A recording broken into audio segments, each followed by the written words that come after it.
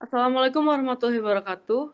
Kami dari kelompok 7 mata kuliah teori akuntansi akan mempresentasikan materi terkait emerging issues in accounting and auditing. Next slide. Berikut adalah anggota kelompok kami. Yang pertama ada Estinzawa Aulia, kemudian saya sendiri Ivanka Maharani, Arif Hidayat, Rehan Briski Palmi, Vinka Triuni, dan Nisrina Aisyah. Next slide.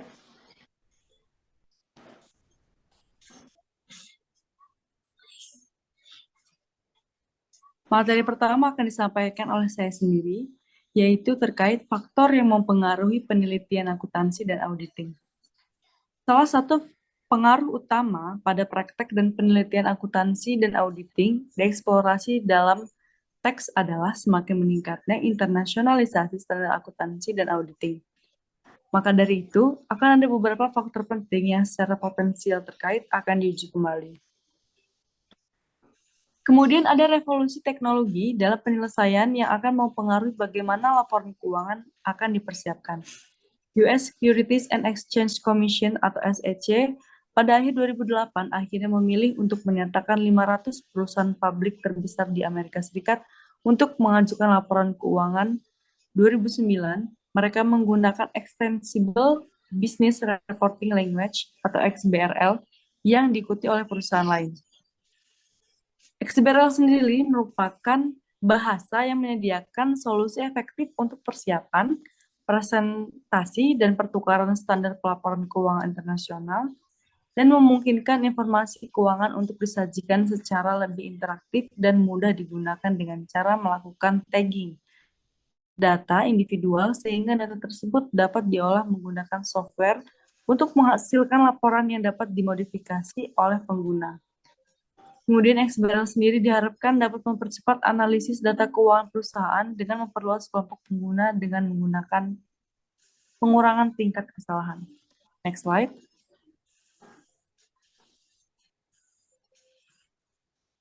Pada November 2008, SEC di US mengeluarkan sebuah roadmap untuk menerapkan IFRS pada perusahaan Amerika Serikat mulai tahun 2014. Konvergensi ini diperhatikan oleh SEC karena pasar investasi global menjadi terus meningkat dan ada peluang investasi baru untuk para investor US. SEC akan memperkirakan akan berkembang ke arah kejadian yang penting di tahun 2011 dan akan membuat keputusan dalam tahun 2014 mengimplementasikan harus diproses.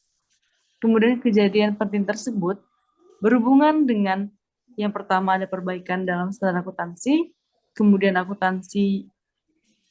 akuntabilitas dan membiayai IASC, kemudian perbaikan dalam kemampuan menggunakan data pelaporan IFRS, kemudian mengadakan pendidikan dan pelatihan yang berhubungan dengan IFRS, kemudian pembatasan penggunaan IFRS, di mana ini meningkatkan komparabilitas untuk investor US dan mengantisipasi pemilihan waktu pembuatan peraturan mendatang oleh komisi, serta yang terakhir adalah masalah dalam konvergensi IFRS US GAAP implementasikan perintah menggunakan IFRS oleh issuers.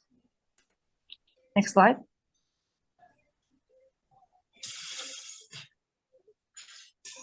Baik, materi selanjutnya akan disampaikan oleh rekan saya kepada Nisrina Aisyah, dipersilahkan. Terima kasih. Selanjutnya saya akan menjelaskan mengenai materi masalah sekitar aplikasi akuntansi nilai wajar selama krisis keuangan global. Penyebab dari krisis keuangan global yang melanda seluruh dunia pada tahun 2008 dan 2009 merupakan hal kompleks dan terbuka untuk diperdebatkan.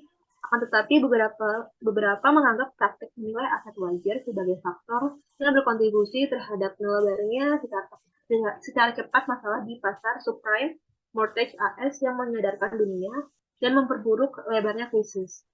SEC mengusut peran nilai wajar dalam krisis dan mengeluarkan laporan pada hari-hari terakhir di tahun 2008, di mana SEC diminta untuk menyelidiki standar akuntansi seperti FAS 157 dalam kegagalan bank yang terjadi pada tahun 2008. Laporan menyimpulkan bahwa kegagalan bank di AS tepatnya kemungkinan karena kerugian kredit yang menyangkut kualitas aset dan dalam kasus tertentu mengikis kepercayaan investor dan pemberian pinjaman, dan tidak hanya itu disebabkan karena menilai aset keuangan pada nilai pasar.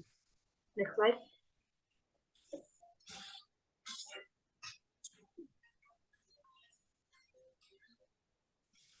Next slide.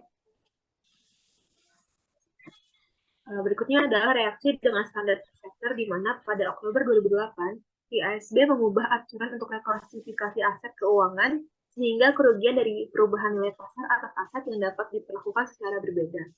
Lalu auditor dan krisis keuangan global di mana profesi akuntansi dan regulator yang mengawasi pelaporan keuangan dan audit di seluruh dunia telah secara proaktif mengeluarkan panduan kepada akuntan dan direktur untuk membantu selama terjadinya krisis. Sekian penjelasan dari saya. Selanjutnya akan dijelaskan oleh rekan saya, Raihan. Kepada Raihan dipersilakan. Baik, terima kasih atas kesempatannya. Materi selanjutnya adalah arah yang memungkinkan penetapan standar akuntansi internasional di masa mendatang.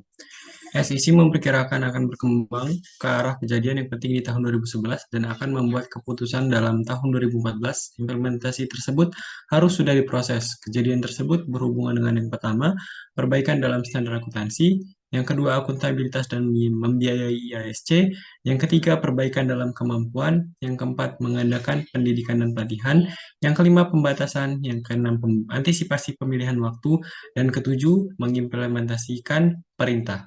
Next slide.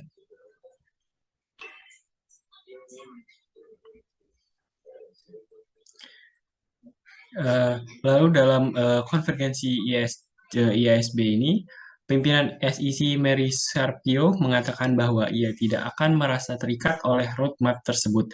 Ada beberapa kekhawatiran tentang standar IFRS umum dan tidak siap untuk mendelegasikan pengaturan standar atau tanggung jawab pengawasan IASB.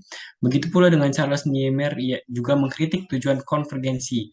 Tujuan utamanya adalah bahwa beralih ke IFRS akan membiarkan US dengan aturan yang lebih sulit untuk ditegakkan dan mengklaim bahwa IFRS tidak lebih dari standar dari US GAAP. Next slide.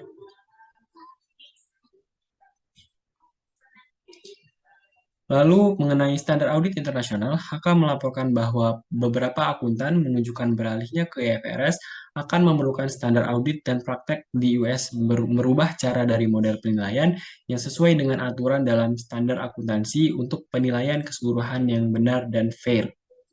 Baik, terima kasih. Materi selanjutnya akan disampaikan oleh Estin Zawalia. Baik, terima kasih atas kesempatannya. Saya Estin Zawalia dan NPM 2011031005 akan melanjutkan materi mengenai keberlanjutan akuntansi, pelaporan, dan jaminan, di mana telah dijelaskan bahwa keberlanjutan akuntansi dan pelaporan itu merupakan bagian dari akuntansi sosial, dan juga telah dinyatakan oleh Gray, Owen, dan Adams yang menganggap bahwa akuntansi sosial ini sebagai kombinasi dari akuntansi untuk hal yang berbeda, di media yang berbeda, untuk pengguna yang berbeda, serta untuk tujuan yang berbeda pula. Baik, yang selanjutnya ada terkait dengan istilah keberlanjutan digunakan dan diinterpretasikan dengan cara yang berbeda. Hal tersebut dianggap sebagai pemenuhan kebutuhan saat ini tanpa mencurigakan kemampuan generasi yang akan datang untuk memenuhi kebutuhan mereka sendiri. Next slide. Kemudian yang selanjutnya adalah terkait dengan tren jaminan pelaporan pertanggungan. Bahan penting dalam kegunaan laporan keuangan perusahaan adalah terkait dengan jaminan independen dari sebuah laporan, di mana jaminan independen itu kemudian memberikan kemungkinan kepada para pemangku kepentingan atau stakeholder tentang reliabilitas, relevansi, dan keandalan laporan. Di sebagian besar negara, laporan tahunan harus diaudit, walaupun laporan keuangan sementara hanya dapat diulang. Perbedaan antara audit dan review adalah tingkat jaminan yang diberikan oleh auditor mengenai keandalan informasi yang diberikan oleh perusahaan. Bahkan di beberapa perusahaan sekarang mencari jaminan untuk laporan keberlanjutan mereka. Survei yang dilakukan oleh salah satu kantor akuntan publik KPMG tentang pelaporan tanggung jawab perusahaan menunjukkan bahwa 56% 250 atau 250 perusahaan terbesar di Fortune Global 500 yang mengeluarkan laporan pertanggungjawaban gabungan mencakup beberapa bentuk komentar pihak ketiga. Jaminan formal meningkat dari sekitar 30% pada tahun 2002 menjadi 40% pada tahun 2008. KPMG mencatat bahwa hal tersebut masih merupakan sebagian kecil dari laporan, meskipun ada bukti bahwa konsumen prihatin dengan adanya klaim greenwashing, di mana greenwashing merupakan praktik penyebaran disinformasi sehingga bisa menghadirkan citra publik yang bertanggung jawab terhadap lingkungan. Baiklah, cukup sekian yang dapat saya sampaikan. Akan dilanjutkan kepada rekan saya, yaitu Vinka Triunisarta. Dipersilakan. Baik, selanjutnya pada slide ini saya akan membahas tentang alasan dibutuhkannya jaminan untuk laporan keberlanjutan. Jadi alasan yang pertama yaitu perusahaan yang paling banyak memperoleh keuntungan dari peningkatan kredibilitas laporan akan lebih cenderung mencari kepastian. Yang kedua, mencari kepastian atas laporan pertanggungjawaban perusahaan untuk meningkatkan kredibilitas laporan untuk memperbaiki kualitas informasi yang dilaporkan. Dan yang terakhir yaitu perusahaan yang lebih kredibel cenderung menjadi industri yang berpotensi dicari. Next slide. Selanjutnya yaitu standar jaminan keberlanjutan. Standar untuk audit laporan keuangan itu kan sangat luas. Sebagai contohnya yaitu setelah selesainya proyek kejelasan untuk mengedarkan standar audit internasional dalam bentuk yang dirancang untuk meningkatkan pemahaman dan pelaksanaannya, Dewan Standar Audit dan Penjaminan menyediakan 36 standar audit internasional untuk mengatur audit. Nah, dalam standar audit AA1000 AS memberikan panduan untuk laporan jaminan keberlanjutan yang mengevaluasi kebutuhan entitas terhadap prinsip kelayakan AA1000 dan kualitas informasi yang diungkapkan secara publik mengenai kinerja keberlanjutan. Baik, materi selanjutnya akan disampaikan oleh rekan saya kepada Arif Hidayat, dipersilakan.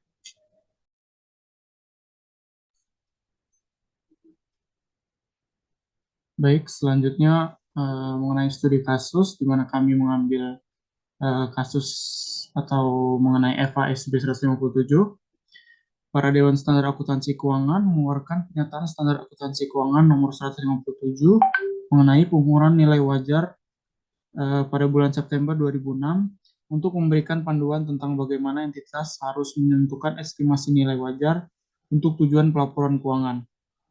FAS 157 berlaku untuk aset keuangan dan non-finansial dan kewajiban sebesar nilai wajarnya berdasarkan pernyataan akuntansi lainnya otoritatif.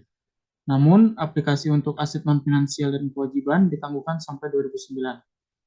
Tidak adanya satu kerangka yang konsisten tunggal untuk menerapkan pengukuran nilai wajar dan mengembangkan estimasi yang wajar dari nilai wajar dalam ketiadaan harga pasar telah menciptakan inkonsistensi dan incomparability.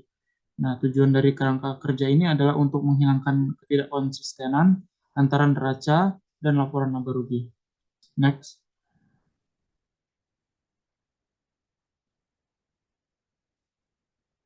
Selanjutnya adalah bagaimana bisa standar akuntansi menyebabkan pasar saham jatuh. FAS 157 mendefinisikan nilai wajar yang diterima untuk menjual aset atau harga yang harus dibayar untuk mentransfer kewajiban suatu transaksi yang terjadi di pasar aktif. Ini kadang-kadang disebut sebagai nilai keluar. Di pasar berjangka, nilai wajar adalah harga equilibrium untuk kontrak berjangka. Hal ini sama dengan harga spot setelah memperhitungkan bunga majemuk dan dividen hilang karena investor memilih kontrak berjangka daripada saham fisik selama jangka waktu tertentu. Di sisi lain, dari neraca, nilai wajar kewajiban adalah jumlah di mana kewajiban yang dapat terjadi atau diselesaikan dalam transaksi berjalan. FAS 157 menekankan penggunaan input pasar dalam mengestimasi nilai wajar untuk aset atau kewajiban. Quote price dan data kredit, yield curve, dan lain-lain adalah contoh dari input pasar yang menggambarkan FAS 157. Quote price adalah pengukuran paling akurat nilai wajar, namun banyak sekali pasar aktif tidak menggunakan karena harus memperkirakan nilai wajar pada suatu aset atau kewajiban. FAS 157 menekankan bahwa asumsi yang digunakan untuk memperkirakan nilai wajar harus dari perspektif pelaku pasar yang tidak berhubungan. Hal ini membutuhkan identifikasi pasar di mana perdagangan aktiva atau kewajiban. Jika lebih dari satu pasar tersedia, FAS 157 ini memerlukan penggunaan dari pasar yang paling menguntungkan. Baik harga dan biaya untuk melakukan transaksi harus dipertimbangkan dalam menentukan pasar adalah pasar yang paling menguntungkan. Sekian, saya kembalikan ke moderator. Baiklah, sekian yang dapat disampaikan oleh kelompok 7. Kami akhiri, wassalamualaikum warahmatullahi wabarakatuh.